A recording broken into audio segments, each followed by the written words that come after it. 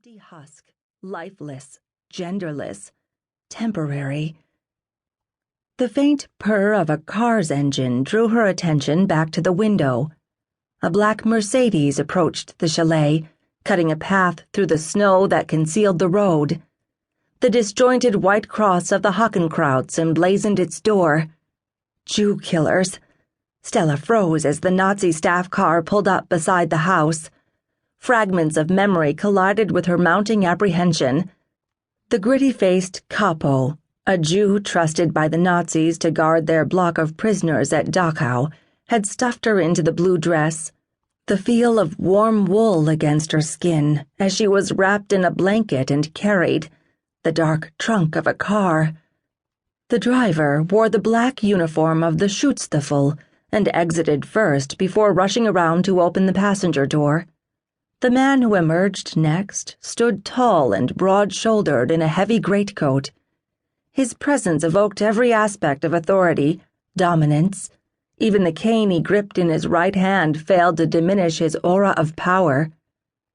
He looked up at her window. Stella's heart pounded. Did some intuitive force reveal to him her hiding place, or had he already known? She pulled back from the sill, then quickly changed her mind, meeting his stare. His face was a canvas of strength, rock-hard features fortified with asperity, amplified by the grim line at his mouth and the tautness of his squared jaw. Features much accustomed to pain, more in giving it than receiving it, she decided. Beneath his black officer's cap with its skull and bones death's head insignia, eyes of an indiscernible color watched her a long moment.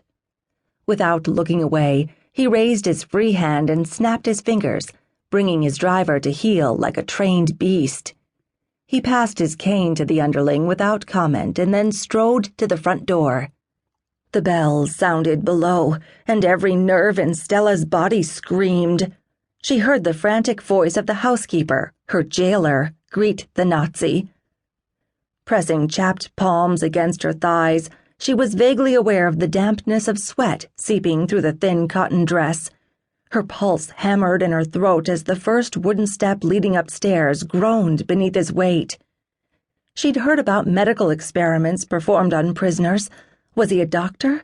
Was that why she'd been brought here? A key turned in the lock. Stella's body bucked in reaction, launching her to her feet. She became aware of a winded sound, a shallow, rapid rushing of air, and realized it was her own breath. "Gut, you're awake." The stout, ruddy-cheeked housefrau stood on the threshold, not the Jew killer. Stella's knees nearly buckled. "You have an important visitor. Follow me downstairs." Stella didn't immediately grasp the command. Fear rooted her to a spot by the window, a sapling anchored to earth. She could only blink at the sour-faced woman standing at the door. "Are you deaf, Judah? I said come with me." The sharp words freed Stella's invisible fetters, and she shuffled forward, swallowing the bubble of terror in her throat. "In deference lay my survival.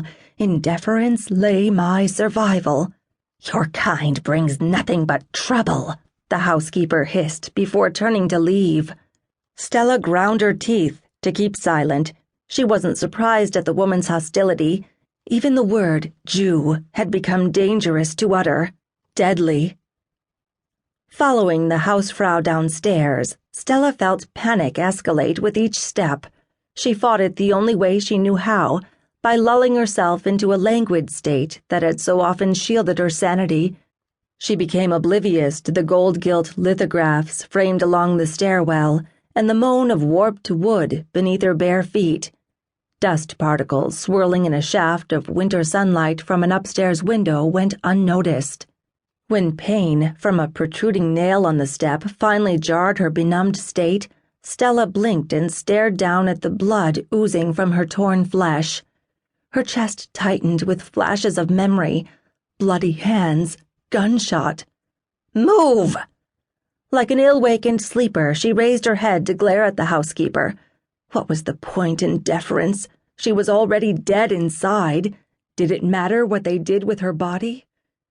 Fear and disgust flashed across the other woman's face before she